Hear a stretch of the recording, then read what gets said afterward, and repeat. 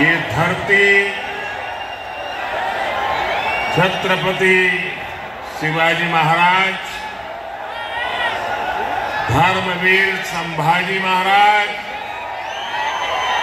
और छत्रपति साहूजी महाराज के आदर्शों की धरती है। मैं इन सभी महापुरुषों के चरणों में प्रणाम करता हूं। साथियों, आप सब जानते हैं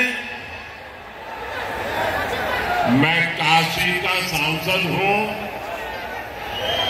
और आज करवीर काशी आया हूं। ये मेरा सौभाग्य है। साथियों, हमारे कोल्हापुर महाराष्ट्र का फुटबॉल हब कहा जाता है।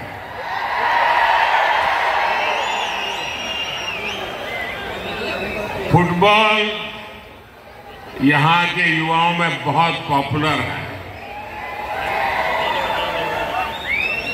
और आपको अगर फुटबॉल की भाषा में मैं बताऊं तो कल दूसरे चरण का मतदान पूरा होने के बाद बीजेपी और एनडीए 2-0 से आगे चल रहे हैं।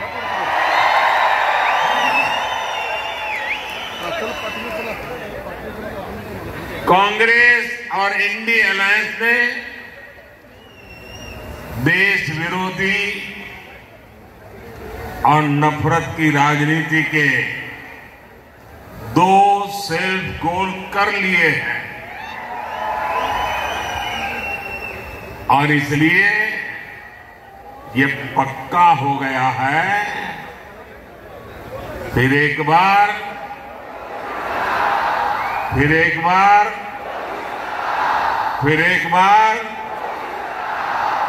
अच्छा, जरा एक और नारा बुलवाना चाहता हूं आज कोल्हापुर की धरती पर। आप बोलेंगे? अभी मैं बोल रहा था फिर एक बार, अब मैं नहीं बोलूंगा, आप बोलेंगे फिर एक बार, ठीक है? गरीबों की सरकार, गरीबों की सरकार, एससी, एसटी, ओबीसी की सरकार, विकास को समर्पित सरकार, युवाओं को अवसर देने वाली सरकार, महिलाओं को सुविधा देने वाली सरकार। शाबाश।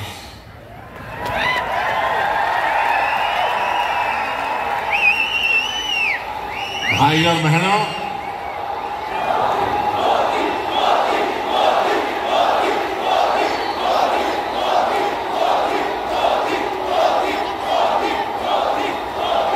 तीसरे चरण में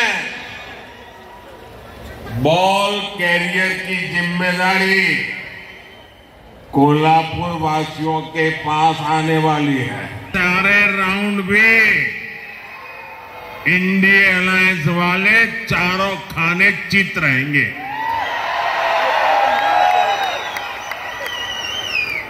क्योंकि ये पूरा देश जानता है जगत भारी कोल्हापुरी, जगत भारी। साथियों, चुनाव के पहले ही मैंने कहा था ये चुनाव विकसित भारत के संकल्प का चुनाव है। लेकिन जैसे ही कांग्रेस पार्टी और उसके दोस्तों को ये एहसास हुआ कि वो विकास के ट्रैक रिकॉर्ड में एनडीए की बराबरी नहीं कर सकते, उन्होंने अपनी रणनीति बदल ली, इस्तेमाल करना शुरू कर दिया। अब कांग्रेस का एजेंडा है कि वो सरकार में आने के बाद कश्मीर में आर्टिकल 370 वापस ले आएंगे। क्या आप ऐसा करने देंगे?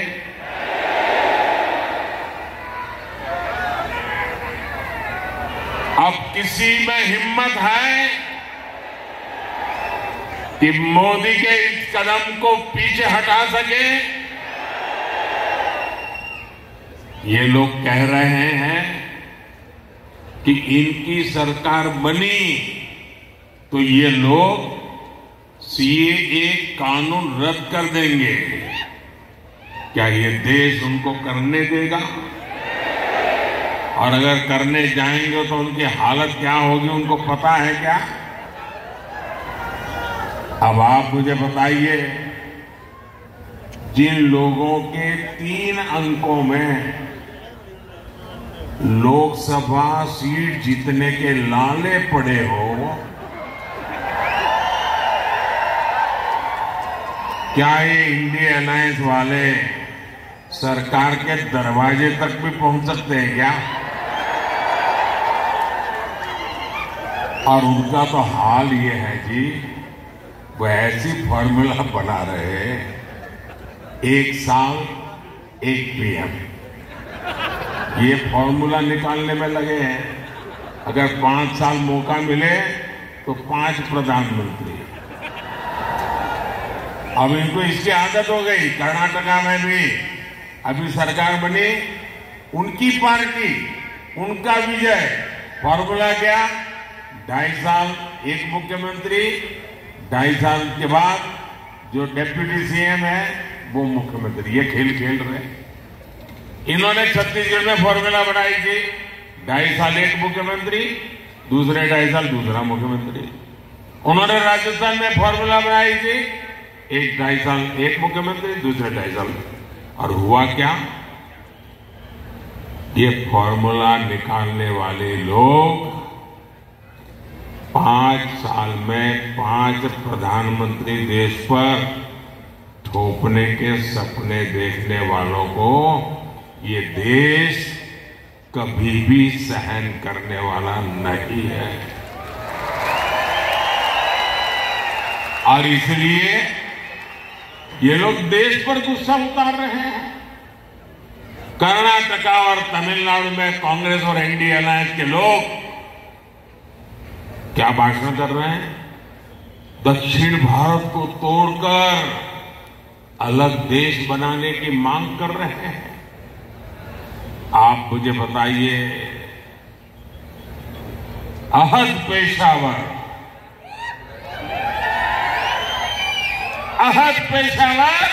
तहत तंजावर,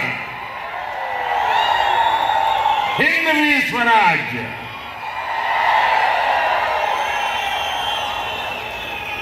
ये घोषणा जिस धरती पर हुई, छत्रपति शिवाजी महाराज की धरती, क्या कभी भी कांग्रेस के ऐसे एजेंडे को स्वीकार करेगी क्या?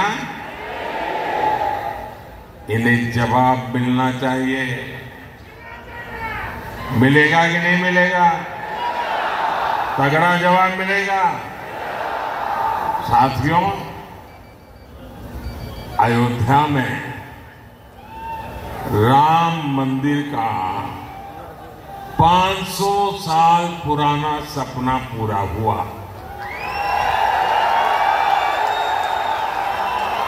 दशकों तक राम मंदिर को बनने से रोकने वाली कांग्रेस ने उसका भी बहिष्कार किया।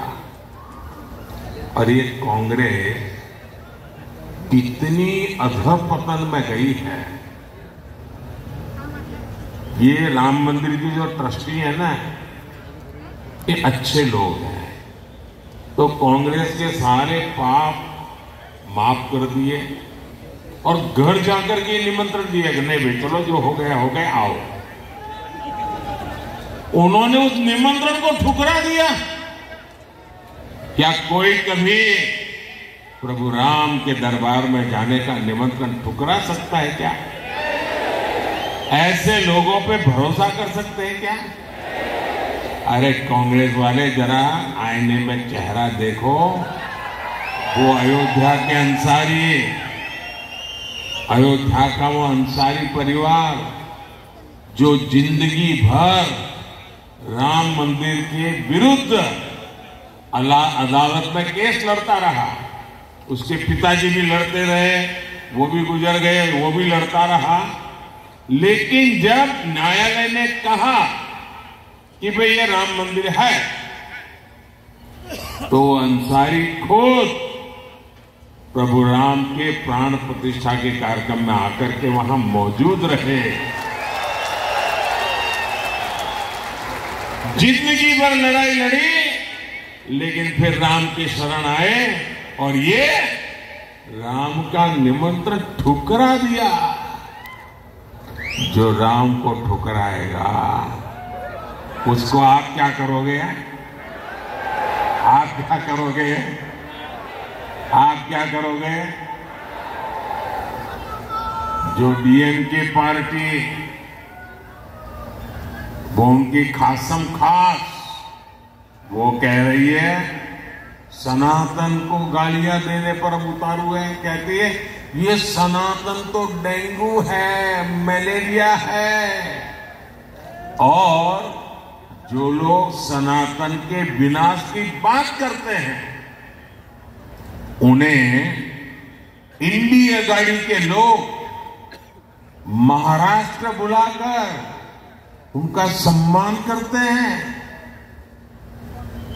ये दृश्य देख करके मुझे तो सोचता हूं बाला साहब के ऊपर कितनी बीती होगी, बाला साहब ठाकरे के मन पर कितनी चोट पहुंची होगी। ऐसे लोग हैं ये।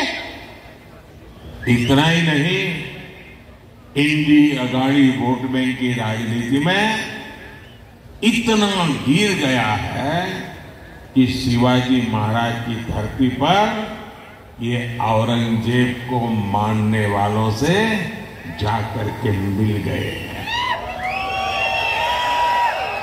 नकली शिवसेना इन सब एजेंडों में इन लोगों के साथ कंधे से कंधा मिलाकर चल रही है। आज बाला साहब ठाकरे होते तो इनकी ये हरकतें बहुत दुखी करती, और आज भी उनकी आत्मा जहां भी होगी सबसे ज्यादा दुखी उनके इन कारनामों से होती होगी।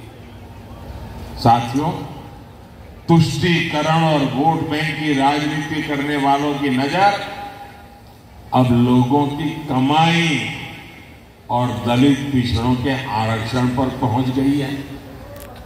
कांग्रेस के शहजादे उन्होंने घोषणा की है कि वो आपकी संपत्ति की, महिलाओं के गहने और सोने चांदी की जांच करवाएंगे।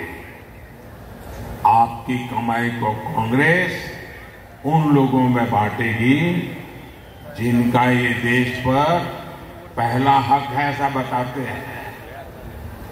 तुष्टीकरण के लिए कांग्रेस किसी भी हद तक गिर सकती है। साथियों, कांग्रेस ने एक और ऐसी घोषणा की है जो महाराष्ट्र के हर मतदाता को जानना जरूरी है।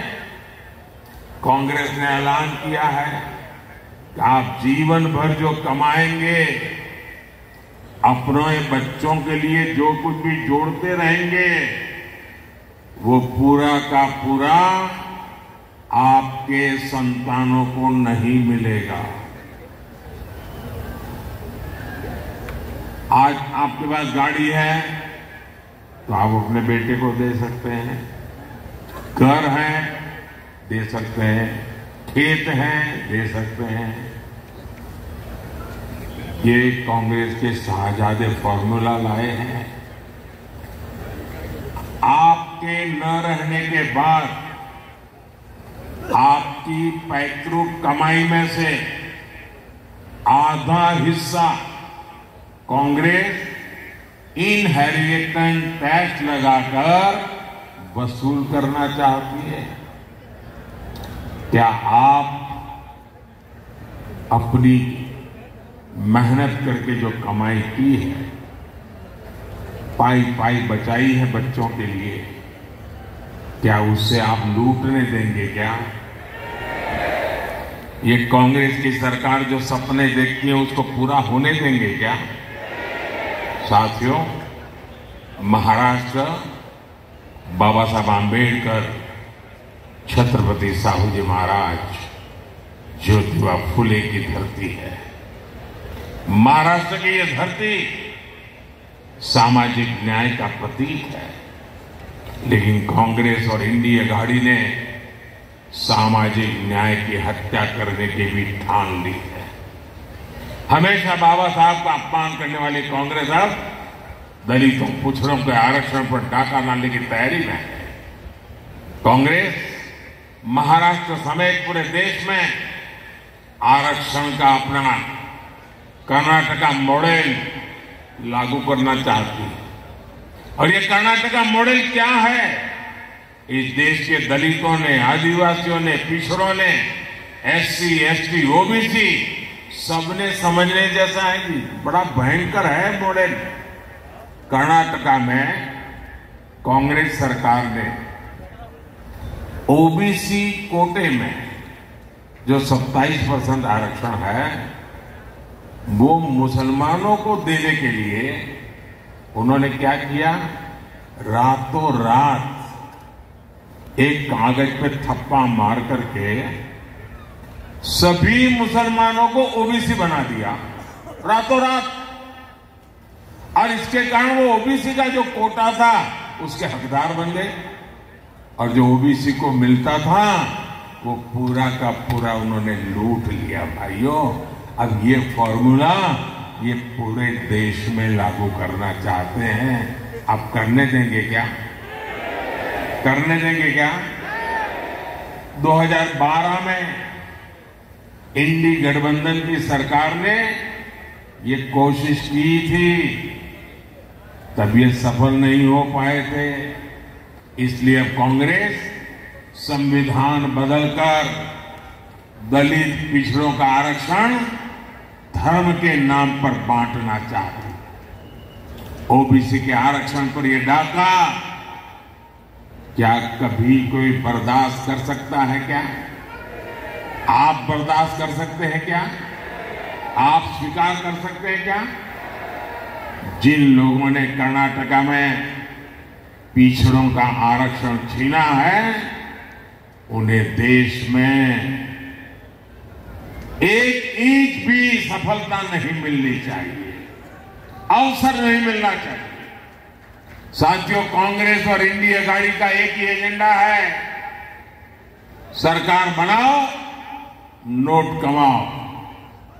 लेकिन हमने इन 10 वर्षों में समस्याओं के स्थायी समाधान के लिए काम किया। एनडीए ने युवाओं और महिलाओं को केंद्र में रखकर काम किया। एनडीए ने आत्मनिर्भर भारत अभियान चलाया ताकि देश में उद्योग बढ़े। एनडीए ने स्टार्टअप इंडिया अभियान शुरू किया ताकि युवाओं को ज्यादा अवसर मिले।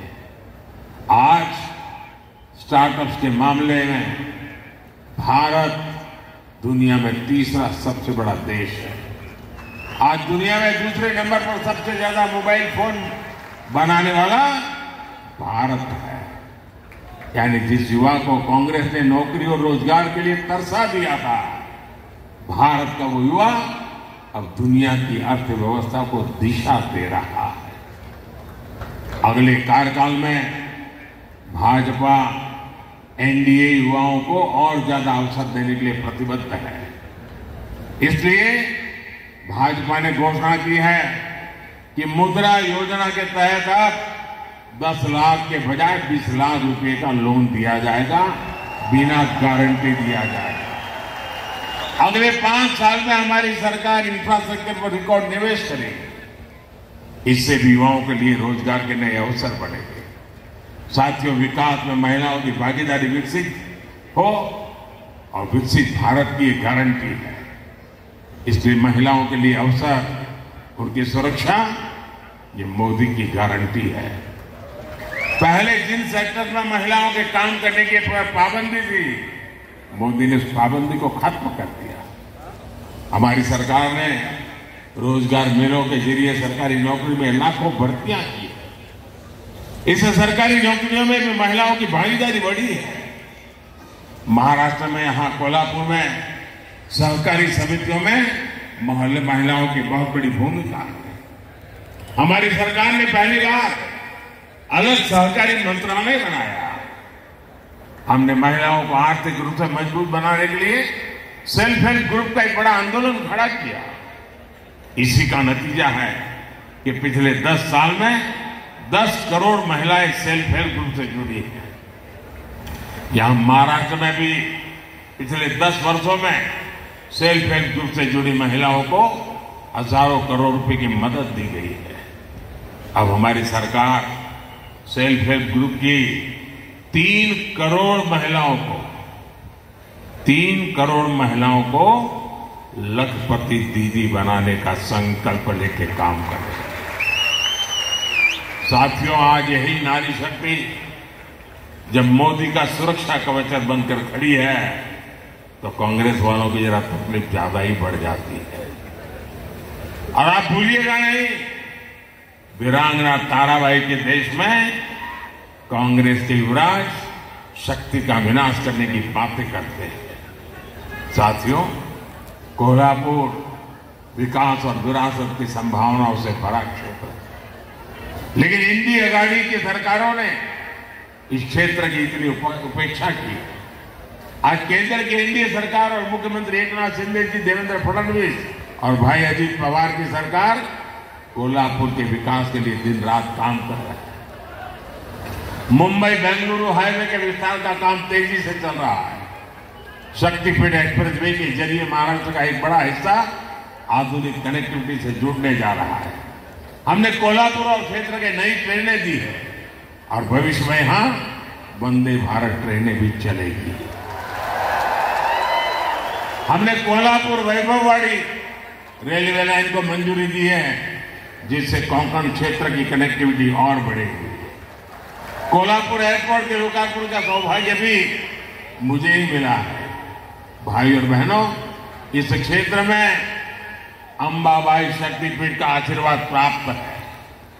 आने वाले समय में अच्छी सड़कों और सुविधाओं के कारण लाखों भक्त अंबाबाई के दर्शन करने आएंगे। यहां उद्योग, व्यापार और पर्यटन से जुड़े अवसर पैदा होंगे।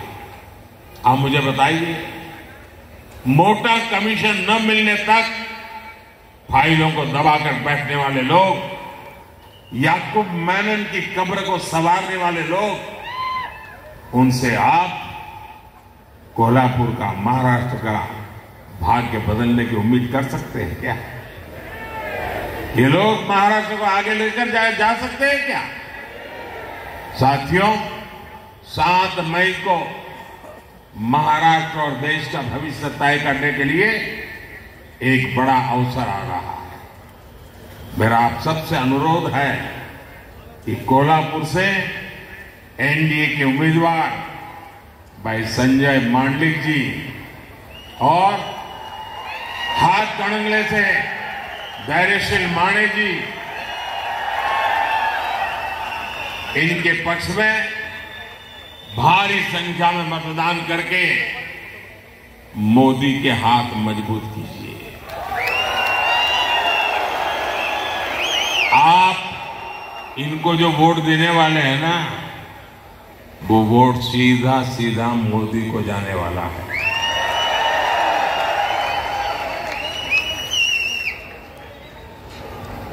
लेकिन गर्मी बहुत है, कहीं कहीं शादियां भी है, फिर भी मतदान ज्यादा होगा ना। आप घर घर जाएंगे, मतदाताओं को जगाएंगे, आप पोलिंग बूथ जीतेंगे, मतदान के पुराने सारे रिकॉर्ड तोड़ेंगे, पक्का? अच्छा, मेरा एक काम करेंगे, ये मेरा पर्सनल काम है, करेंगे? जरा हाथ ऊपर करके बताइए, करेंगे? करेंगे? मेरा एक काम करना,